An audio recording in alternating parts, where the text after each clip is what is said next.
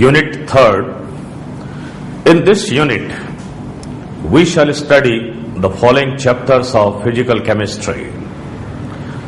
Number 1, chemical kinetics, including nuclear chemistry. Number 2, energetics. Number 3, surface chemistry. And finally, number 4, gaseous state. So, let us begin with the chapter of chemical kinetics. I would like to introduce first of all this chapter to you.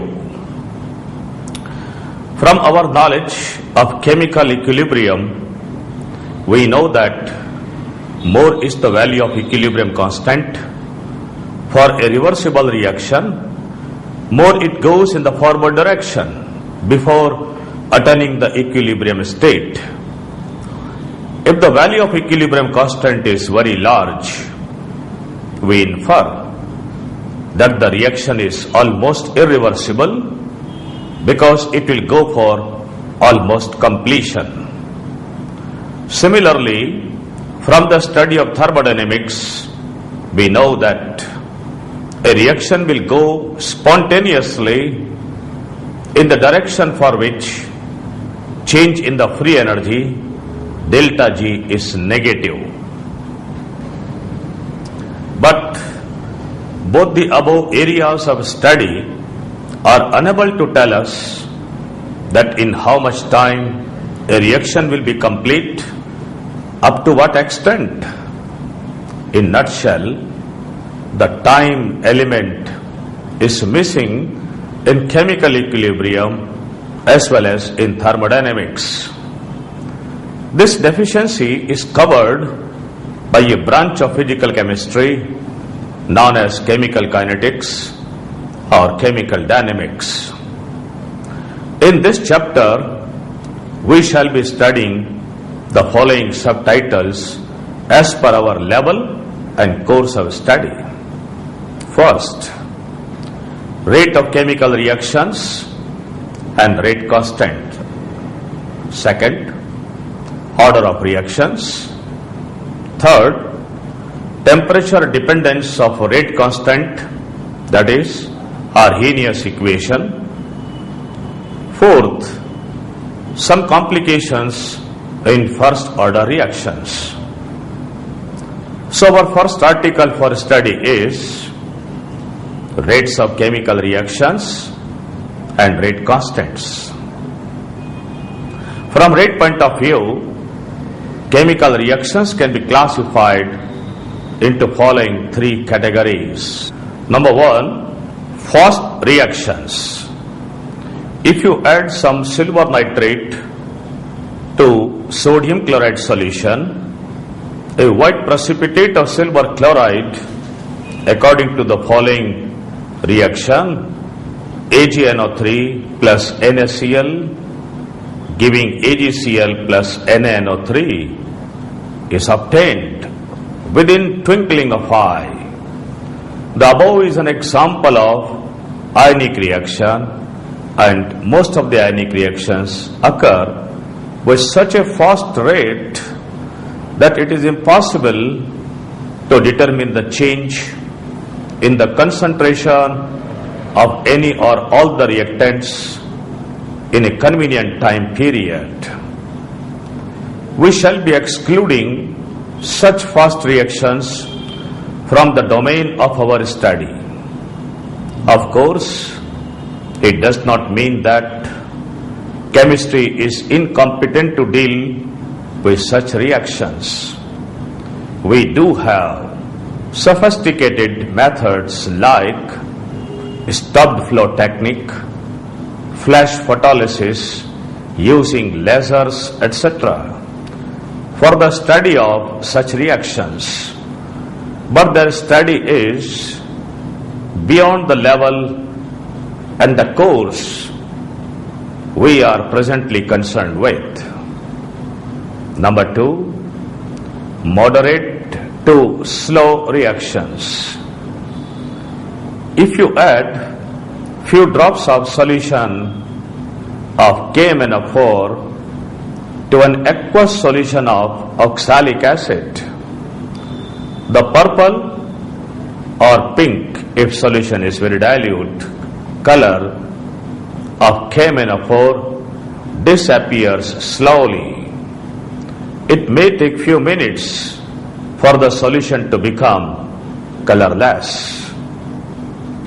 This is a redox reaction which can be represented by the following equation: 16H plus 2MnO4 minus plus 5C2O4 2 minus changing into 2Mn2 plus 10CO2 plus 8H2O.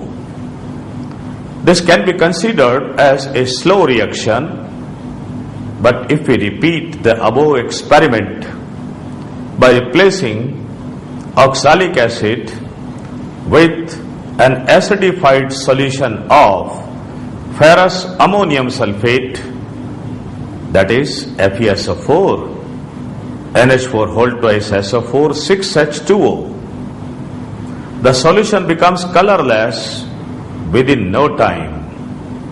The reaction is 8H plus MnO4 minus plus 5Fe2 plus changing into Mn2 plus 5Fe3 plus 4H2O, and can be considered an example of moderately slow reaction. At the beginner's level, chemical kinetics deals with such moderate to slow reactions. Almost all molecular reactions fall in this category. Third, very slow reactions. If we mix 2 volumes of hydrogen with 1 volume of oxygen gas at ordinary temperature and pressure, then under these conditions of temperature and pressure, even in the years, we shall not be able to mark any significant change in the concentrations.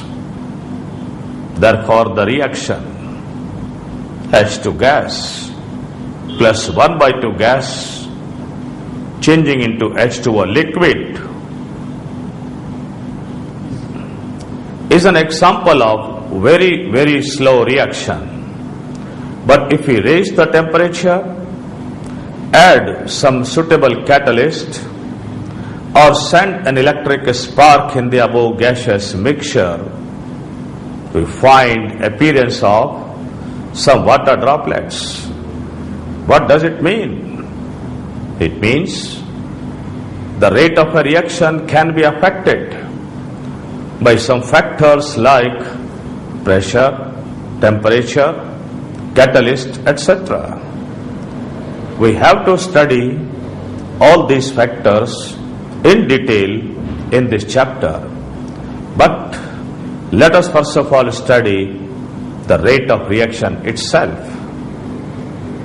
Rate of reaction, it is defined as the rate of change of concentration of reactants or products of a chemical reaction per unit time.